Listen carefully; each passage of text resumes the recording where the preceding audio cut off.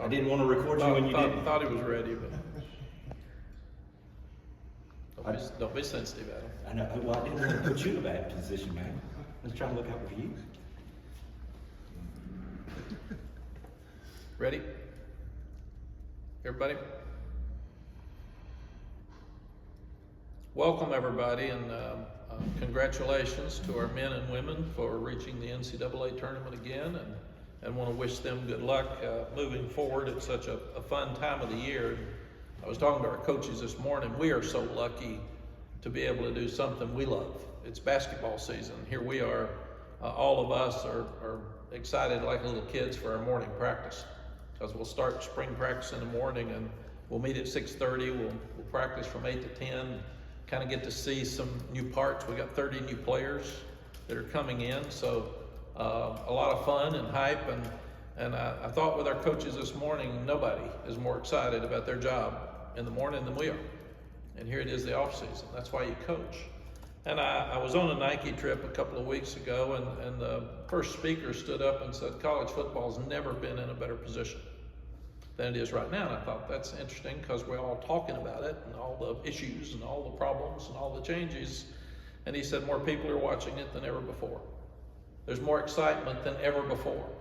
There's more conversation than ever before, and players are getting compensated for the first time. Now, do we have some things we need to fix? And players can transfer. They get to do what they want to do. They're more like the coaches, because we've always been able to move when we wanted to. So it probably is the best position that any young player's ever been in for athletics.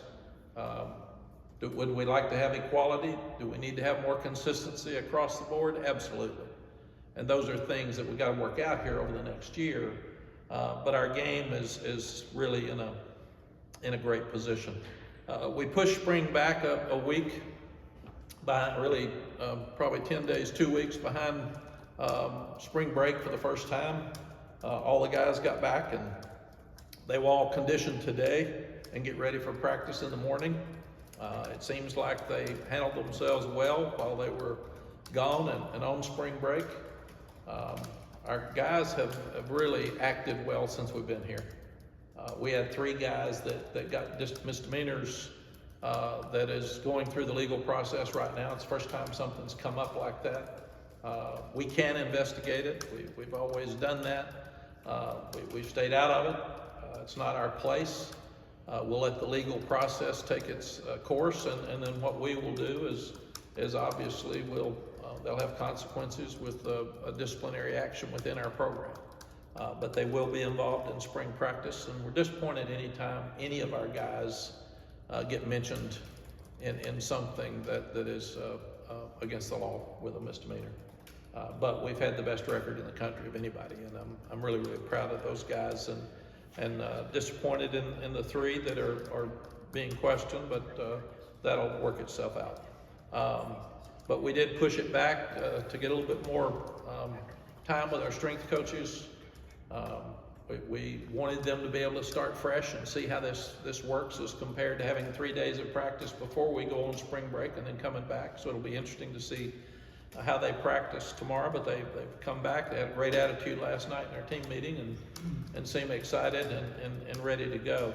Also, it gives Jeff Collins, our new defensive coordinator, and Ted Monachino a chance to spend some time together with the staff, and we got to get better on defense. We got to get better in the kicking game. We've been good enough on offense, but to get over 8 and 9 wins, it's obvious what we've got to do, and we can't keep talking about it. We've got to get better in those areas. We were last in the kicking game Larry Porter's first year. We were second in the league last year, and then the year that we just finished, this year, we were back to near the bottom of the league again. So we've got to get better and win games and change games and special teams, and quit talking about defense and quit talking about special teams, and get better in those areas for sure as we go through. Newcomers will be really fun to watch. The work ethic's been great with this group. We had an outstanding off-season program. It was tougher in some areas. We went back to the old mat drills. We competed every day and videoed them and graded them, showed those grades to the team. So it's been a fun off-season program. Incoming transfers, we've got Zach Greenberg coming from Muhlenberg College. He's a 2-year starter, or 2 years remaining to play there. He started 27 games. He's a big, strong guy. We're really excited about him. He'll be an interior guy. He'll play center or guard, but he's 310 pounds or something, and a very aggressive player.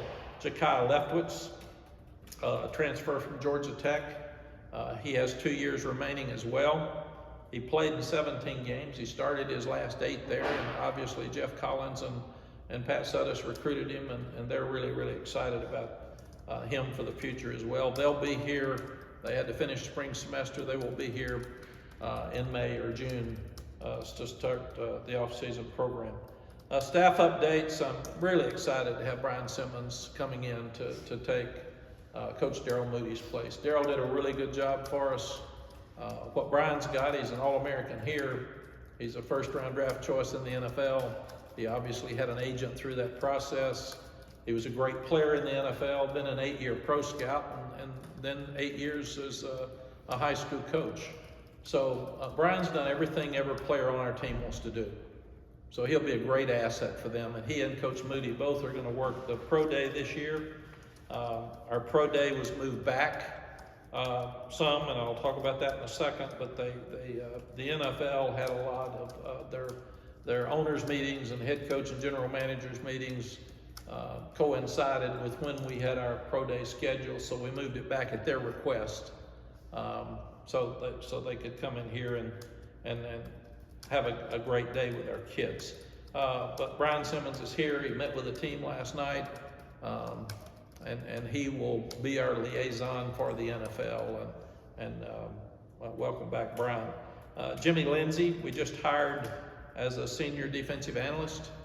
Jimmy was defensive line coach at Illinois for Lovie Smith. He was a defensive line coach at South Carolina for Shane Beamer. Last year, he was the defensive line coach at LSU for Brian Kelly. He's got over 20 years experience in the defensive line. He also has NFL experience with 4 different teams.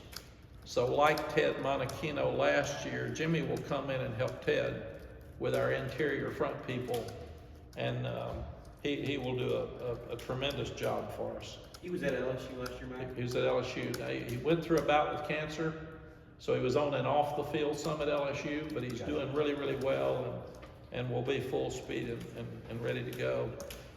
And there is a rule that has been approved by the oversight committee that these guys can all coach again on the field, in practice and in games. It has to be approved by NCAA Division I council.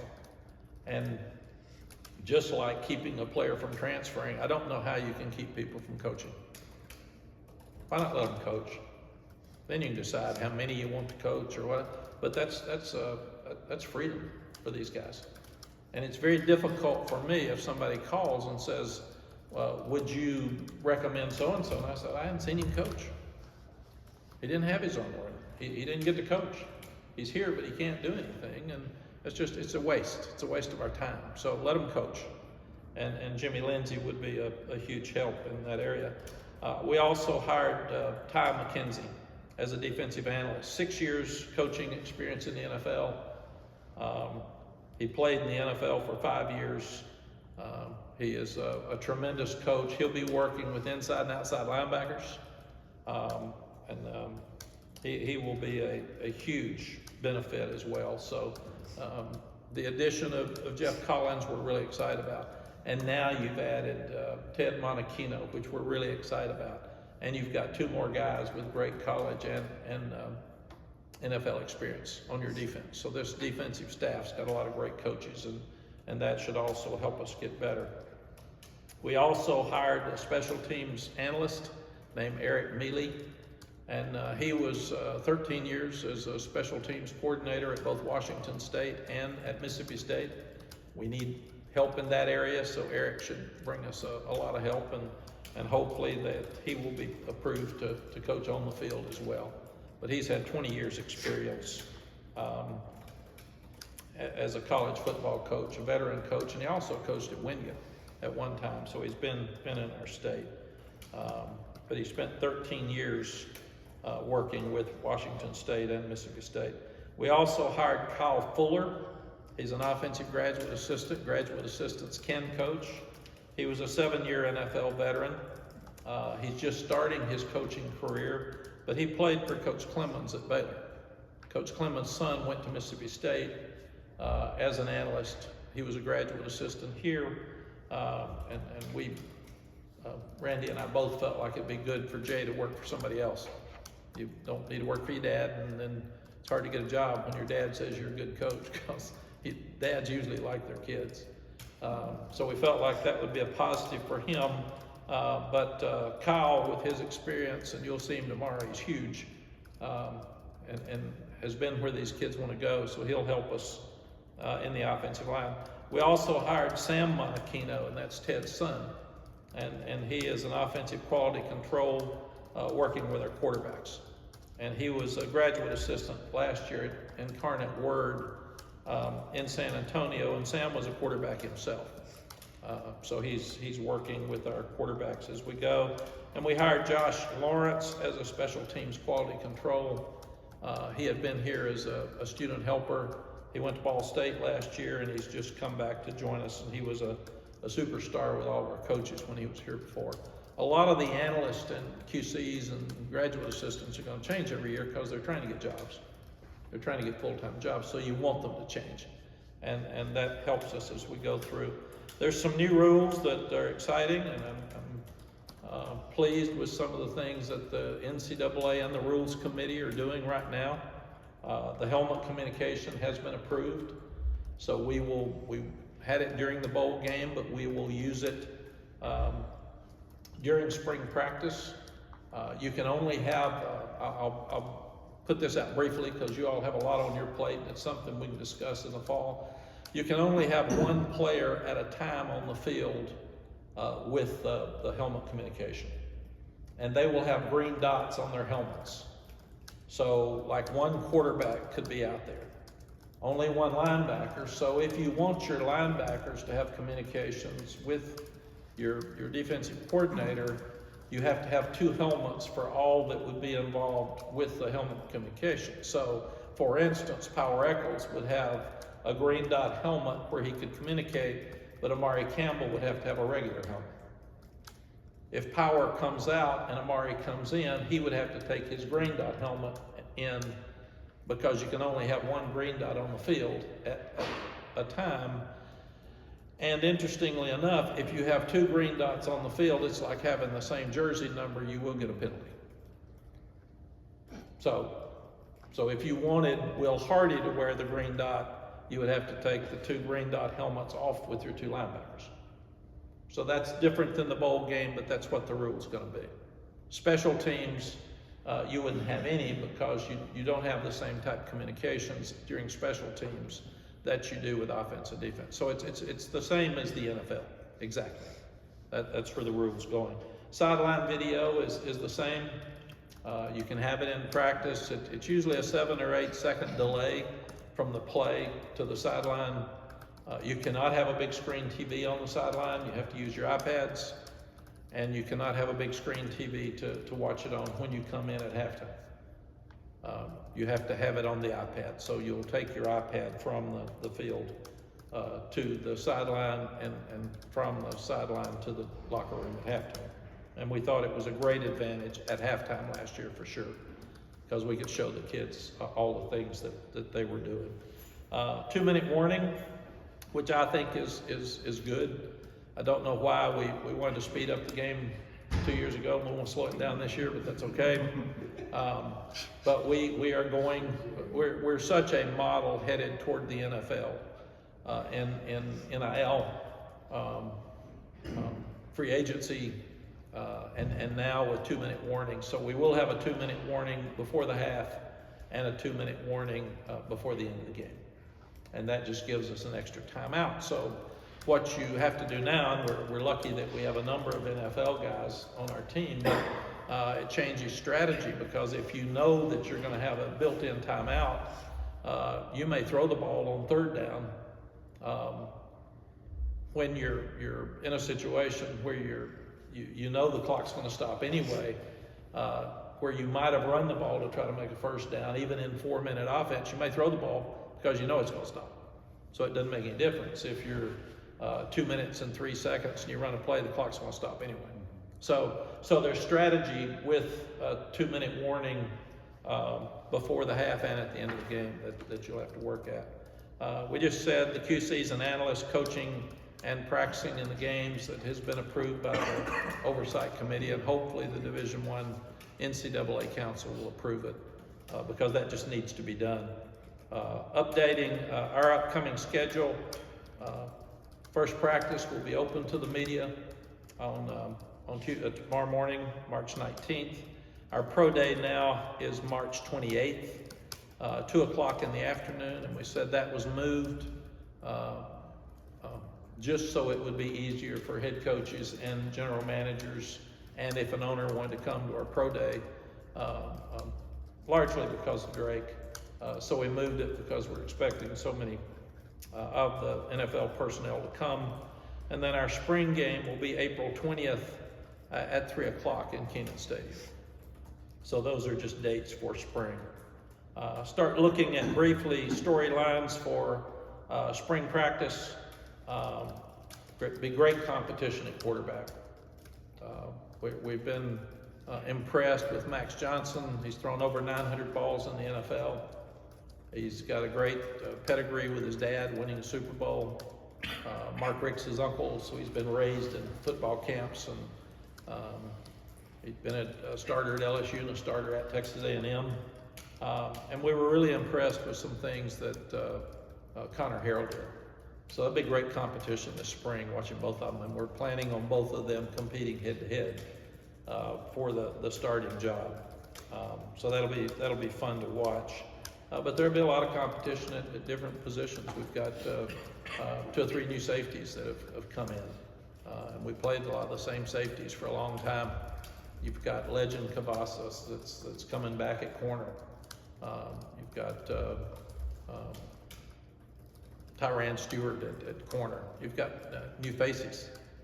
We can actually, because we've got some guys like Ty White, DeAndre Boykins, and Caleb Cost at star, you can put Huzzy back at corner.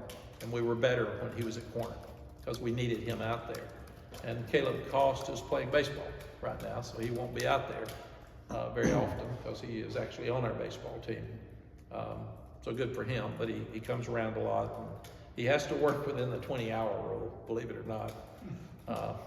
So we have to work with baseball, and Coach Forbes is great to try to make sure that he stays within the NCAA rules with his amount of time. He can't even volunteer and come over here and watch. So it's craziness there, but that's just part of it. Who's going to step up at running back other than Omarion? Caleb Hood's had a tremendous off-season program. Caleb's a great player. He's just been hurt. And then Darwin Barlow is a guy that we're excited about. He had a really good year at TCU, then a really good year at USC, and last year didn't play very much. But he's a 210-pound guy, 15, something like that, and he catches the ball. He's been really good looking in the off-season program. And then you've got Devin Goss, that we think is a big, strong player as well, since Louis will not be practicing tomorrow. He is out. So who's going to step up in that other running back spot? A lot of great young wide receivers that'll be fun to watch tomorrow, especially Jordan Shipp, Javarius Green, and Alex Taylor. Those guys are brand new. Some of the older guys are out and will not be able to practice in the spring. It's a tremendous opportunity for these guys to step up. And we don't get to watch them catch balls. We can watch them with a walkthrough and we can watch them work out, but when they go throw in their player-led practices, we can't be out there. So people say, well, how does Max Johnson look? How does Jordan Shipp look? We haven't seen him. We hear the kids talk about him, but we can't see him. So tomorrow, when you see him, will be the first time that we see him. Growth of the defensive line, we're really first. We're losing 4 offensive linemen, so it'll be good to talk about the depth chart who's going to be out there first tomorrow. So that's going to be fun to see the guys for the first time. Growth of the defensive line under Ted Monachino. We're thin in some areas there, but those guys have to step up. Building depth other than Amari Campbell, who is the guy in the role to step up for Sid Gray's position right now. A lot of new talent in the secondary. It's going to be fun. A lot of new corners and safeties, transfers and with the young ones coming in.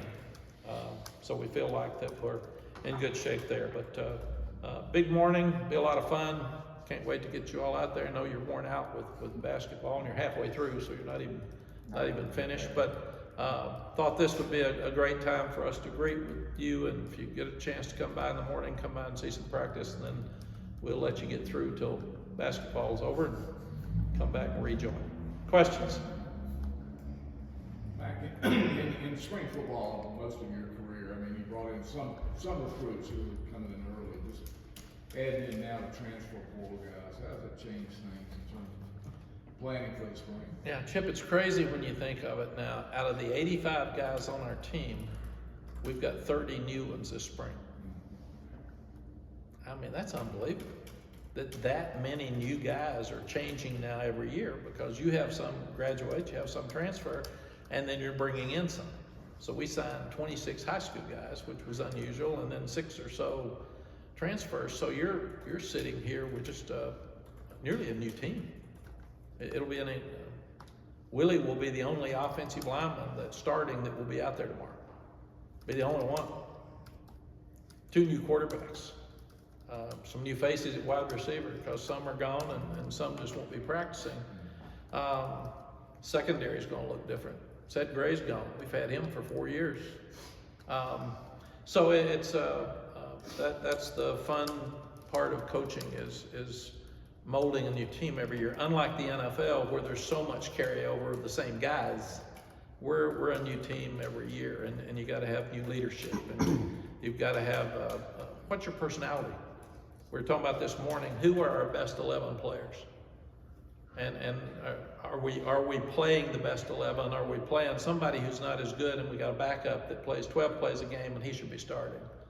So we've got to do a better job in each one of those cases. Why aren't we as consistent on defense as we should be? Why has it been 5 years? I mean, fans ask those questions. I ask them every day. And we're without Drake and we're without Sam. Everybody said, well, those are experienced quarterbacks. Sam and Drake started as freshmen. Sam was a true freshman. When he opened up and beat South Carolina and Miami back-to-back, Drake was a redshirt freshman. And everybody's talking about Drake. Drake's played 2 years of college football. Most of those quarterbacks are going to be drafted, played 5 or 6. So he's way ahead of the game where he is. And it'll be fun to get a new personality on offense with these new quarterbacks. What does that mean? We don't know till we see them. And we've got to be really, really careful. I'm so impressed with Jeff Collins that he's about who we are. He's about taking the players we've got, trying to do as many things as we did that were good last year to keep the continuity with all the kids and keep a lot of the same terms like Chip did coming in on the offense. But what do we change? What do we change and how do we change it? And he's been, he's very good, he's been direct, but he goes back through, he's sat down, they've gone through every game. They've gone through every explosive play and say, why? Was it the secondary? Was it the blitz? Was it the front? Why did we lose contain? Why aren't we coaching that better? So it's been good. And you've got to, without Drake and without Sam, this offensive staff is very talented, but they've all got to figure out now, who are we? Who are we? And the other thing we've tried to do is I think there were, and I won't get this number right, there's 19 or so number 1 seeds that got beat in the basketball tournaments. Why? Why? Period. That's what we're living with. So we've got to do a better job. We're 9-1, we're 6-0.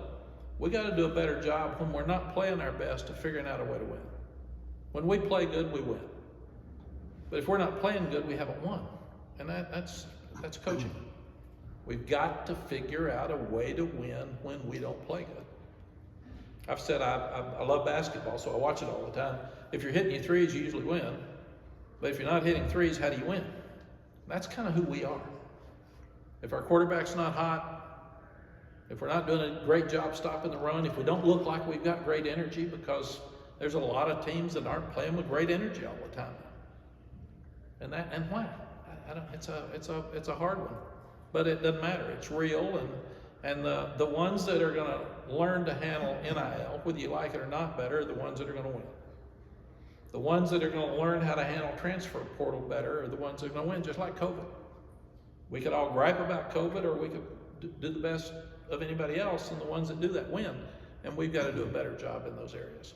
With so many new faces, do you have to front load any particulars, what you do this spring, to get a better gauge quickly of what you have with respect to who might be able to help you in the fall? Yes, we're taking our incoming freshmen and counting them as sophomores in the fall. And we've told them you need to play. We're going back, we haven't had great depth, but we've said we've got to take the Power Eccles and he's got to play on special teams. Now maybe he's on 2 special teams, but we can't keep putting freshmen and walk-ons on special teams and expect to be great. We're saying something and we're doing something else. So we talked about it hard and long this morning. Get good players on special teams, period, 100%, and take them out of the regular season. We've talked for 5 years and we haven't done it as well as I would like. Play too deep. Jeff Collins wants to play too deep. So I'm excited about that. He has already said, we're putting these guys in the game. And we bet you can't be afraid to lose because you're afraid to put somebody in. Then they feel that and they don't play and you don't grow as a program. So there's a lot of things that we've been talking about that I think we're finally going to do, and that should help us. I would guess that there's 3 prongs to that. There's the mental, there's the skill, and there's the physical. Like if they're tough enough to play, if they're ready to handle those rigors. How do you balance that? Because those are 3 very different things, and one guy might be further ahead in one area than another. So how do you handle that in the early part of spring practice? Yes, one of the things that we did in the off season that I really liked is we pitted, like Bo Atkinson and Kamen Rucker are 2 of our best players.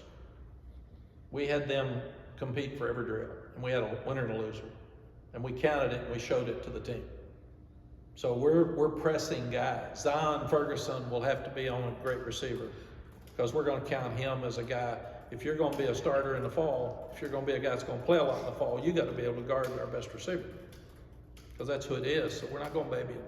We're throwing them all out there together and telling them you got to go now.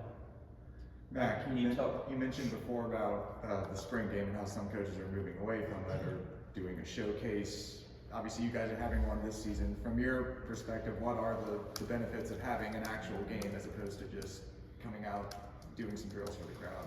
The actual game, from my standpoint, is to give Connor Harrell and Max Johnson another chance to compete in front of a crowd with this team that they've got. And you have to figure out what that means. Some people have a draft. And if you do that, you don't look very good because you don't have people playing together. I've never liked that. I want you to play with who you're going to play with and get better because it's people say, well, they didn't do anything in the spring game. A lot of times you don't want to show new stuff, but the second thing is you want to have a practice. You want to get better. You only have 15 and 12 of them are in pads. So that's why people are saying, do we have a chance to waste a day for fans when we're not going to show them anything? So most fans walk out of a spring game pissed. You know, God, they looked awful. Now it's not going to show a whole lot, man. So, but you would like to have Jordan Shipp in front of a crowd before he plays at Minnesota. You would like to have Alex Taylor, Javaris Green. You would like to have, you'd like to see your running backs, that new offensive line with some pressure. And really and truly, thud for the offensive and defensive line is no different than tackle. You can still cut, you can still block, you can still, so everybody says, well, Thad, you're really just not hitting receivers and running backs and taking them to the ground. So when you're saying thud, you're still getting a whole lot done. It's just different than, you never hit your quarterbacks. Mack, you mentioned, it's gonna be a new personality on offense, obviously, with the quarterback change. From talking to some of your incoming transfers the last couple weeks, it sounds like you want to run the ball more. Is that part of the different personality on offense? Do you want to, you guys have been a balanced offense, but do you want to maybe emphasize the run more this coming season? You've got to do what you do best, but we've talked a lot about complementary football. We've got to help our defense. We have to. So running the ball, staying on the field helps your defense. And we talk about tempo. If you score in 3 plays, that means you can also be out in 3 plays and leave your defense out there too much. So we don't care if we win 28-24 as compared to 42-40. And you have to look at your best players. Omarion is one of the best players in the country. I was so proud of him this weekend going up for the Walter Camp All-American banquet, and he looked good in his tux on his birthday. And I'm sure he didn't say very much. But in fact, Kevin Nagandi said, he doesn't talk much. And I said, no, he talks less than that. But he's a wonderful person. But he's one of the best running backs in the country, so we've got to utilize him. We've got to get the ball to him on the corner more. I want him in space more. And the other thing we've tried to do is get other running backs that look like him, because we're a downhill physical running team right now. So all the backs are 210 to 220, and they look alike. So that's what we're trying to do.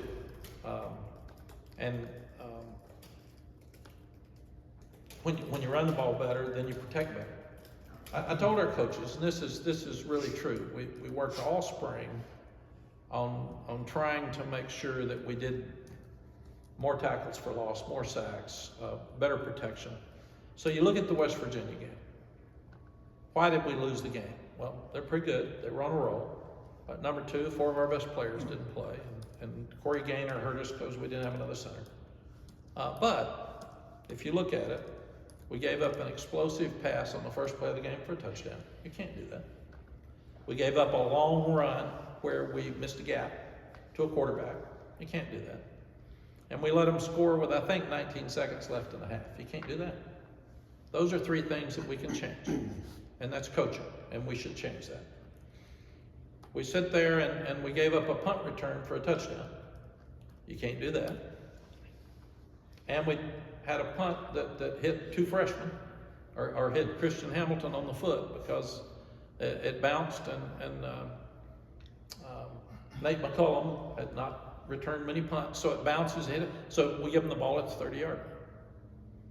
We have 2 interceptions going in with a new quarterback. Both should have been points at some point.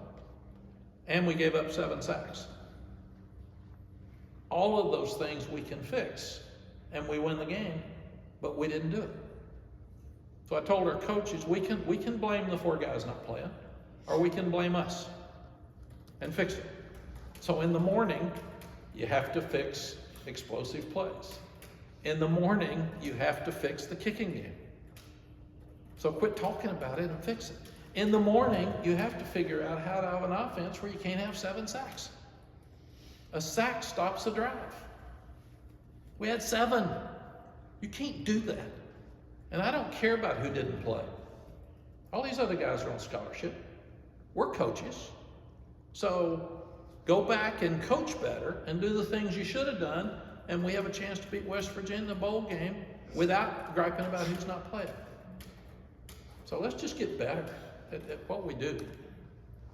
And instead of saying the right tackle can't block well enough to protect, then figure out how to chip, figure out how to run the ball better, figure out where he doesn't have to. Those are things we just got to get better at. Now, with Max and with Connor, obviously Connor, limited game experience, but he's been here, for a couple years. Max has the experience in the SEC. How much does, game experience factor into a quarterback competition when you're looking at it and getting those guys in the spring? How much does, that pre-existing experience factor in? Yeah, it's a great question. And 900 balls in the SEC is a lot of throws. He's won some huge games, and he's been hit. He's played at the highest level, so that's a lot. That's a huge positive, and he can really run. He's probably 6'5", 230, 40, and can really run. I mean, it's surprising how athletic he is. I've been surprised because we can watch him in the off season. Connor can fly. Connor probably runs 4.4 or better. And Connor at times has been a great passer, not a good passer.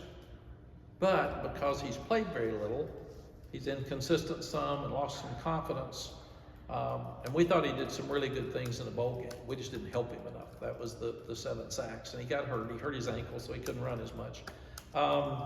So it's going to be interesting watching him. But Connor is an unbelievable young person. He's never talked about transferring. He's never threatened. He's 25-2 as a senior at Thompson High School. He won 2 state championships. He's player of the year for a couple of years. He's never asked for a penny for money. He's never griped about not playing. He's always Mr. Positive. When we told him we were going to bring a quarterback in, he said, "I got it. I'm going to compete and do the best I can do." Because of that attitude, he has a chance to play. And you want him to play. You want it to work for him. And the guys just love him. He's a great student in our business school. I mean, all the boxes are checked for him too. So it'll be their chance to play. And I'm really excited about watching them in the morning. It'll be fun. And Chip and I've talked about it. We'll talk about it again this afternoon. I think we're just going to split them. Just let them play with the blue and the white team, and it's yours, and let them go and see where it goes. Right. I was gonna say, O'Mary, you mentioned O'Mary, and last year this time, I guess he was still trying to prove himself that he belonged in the rotation, and now he's more of a proven back, obviously. Do you change things in the spring, the way you use him, or?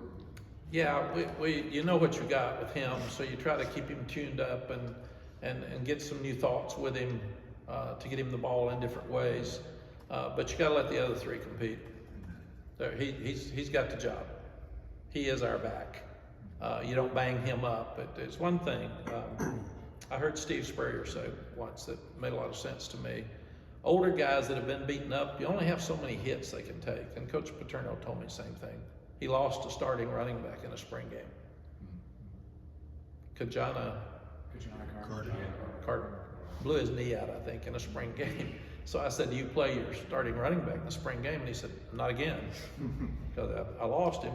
Steve Spurrier said, the ones that have hit all the time, you let them thud, and then you tackle with the others that need to tackle. But Omarion doesn't need to be hit anymore. So you just like Rucker. You're smart with Kamen Rucker. He's one of the top 4 pass rushers in the country. So we don't need to see him beating a tackle. We got it. Get him in shape. Get him to help other kids. So yeah, we'll take the ones that we know are where we want them to be, and we'll work them. They'll do drills. They'll stay in great shape. They'll compete. They won't have the live stuff as much as the others. How many guys do you think offensively and defensively fit that category? I haven't gotten there yet because we're in shorts. It won't matter. Right. Before Saturday, we'll make that decision, and we'll sit down in our Friday meeting, and we'll determine what will he not do. He'll do all these things for sure, but what will we hold Omarion out of on Saturday? With respect to quarterback, previously in the spring, you were in no rush to make a decision. You let them play it out and give them opportunity. You're approaching this the very same way, and I guess the timetable would be 10 days or so before the opener.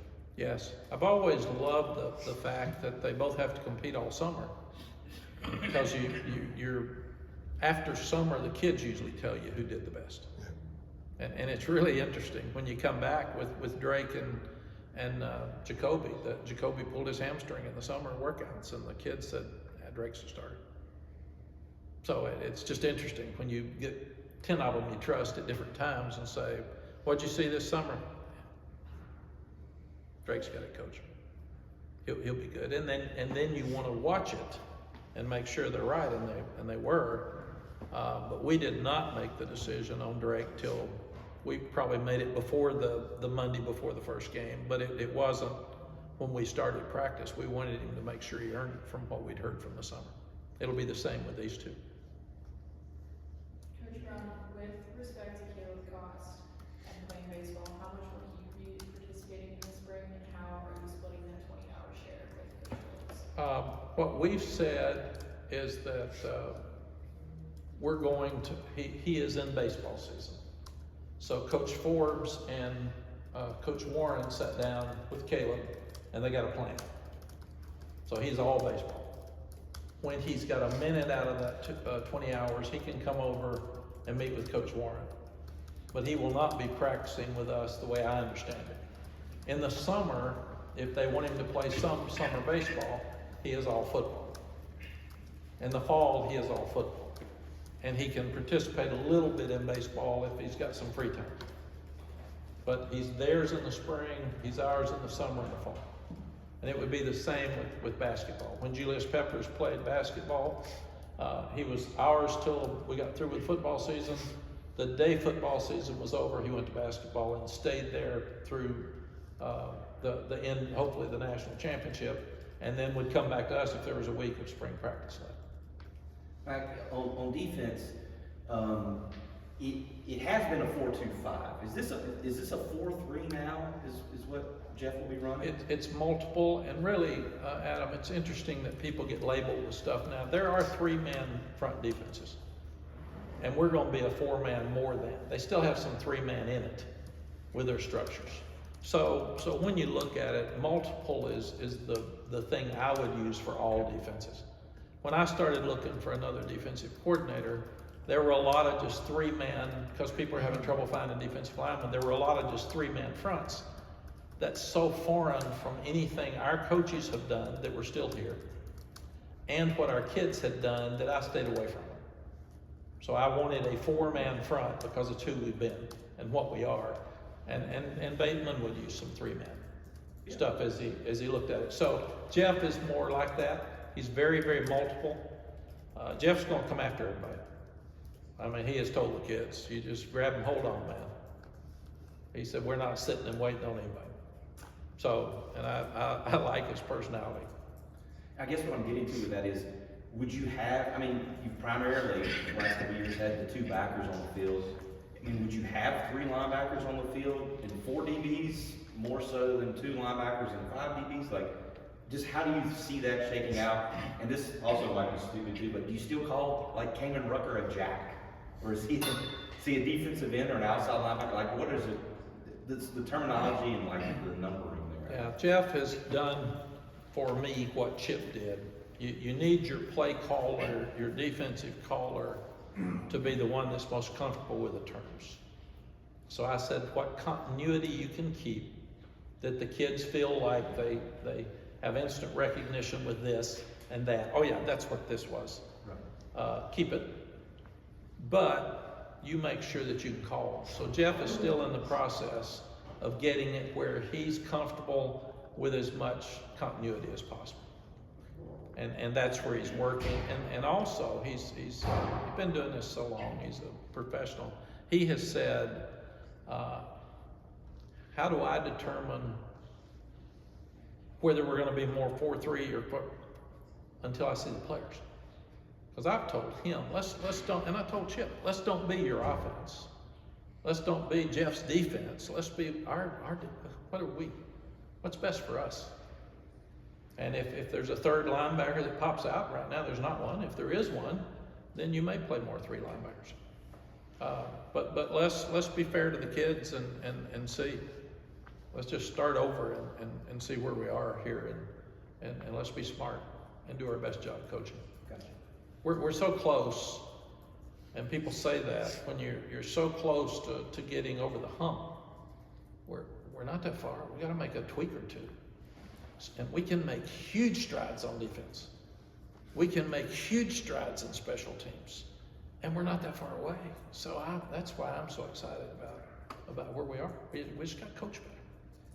Yeah, obviously you did mention the guys with the, the guys with the misdemeanors earlier. I know you wanted to let the legal stuff play out, things like that. But when you heard about it and when the news came out, did you get a chance to kind of sit down with them, explain like, you know, your plans with them moving forward as far as participating and what the disciplinary stuff may look like or anything? Yeah, you have to be very careful, because in my 36 years as a head coach, I learned that I'm not supposed to be the investigator, because then it can be tampering. And legal issues are very serious. So I never get into details with the kids.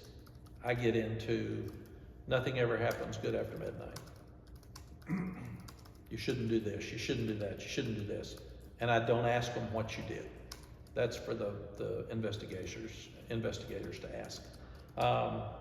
And then you move forward, and I try to treat them as, in all cases, like I would treat my sons. And we do have we have to be careful that in modern day media, especially with Twitter, that we can move too fast and we can try a case before people are guilty. And I think that's awful. And I appreciate the way most of you have handled it, because we're all waiting to see. And if they didn't do anything wrong, then that's why we have a legal system to determine that. Not me and not you, really. So that's I had a young son that got in some trouble. So I mean, I've been through this as a father. He's wonderful now. He's a great father, and he doesn't even drink. But there was a night or two there where there were some hard discussions.